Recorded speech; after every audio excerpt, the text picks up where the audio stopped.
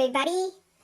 Do you know that the beginning of cats' association with Halloween might go all the way back to the Egyptians? Egyptians revered us. They even kept us in sanctuaries where we were waited on hand and foot by priests who interpreted our movements, everything we did as a prophecy. They even had a goddess with a cat head. So we're very important when it comes to Halloween. Tabbies, maybe not so much, but black cats are very important.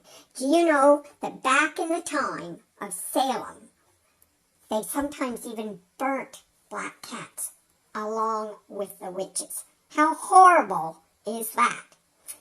Anyhow, we black cats have become a symbol of bad luck in many places, especially North America.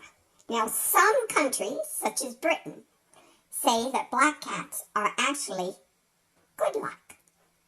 So, don't worry about black cats. But however, if you own one, make sure that little guy's inside tonight.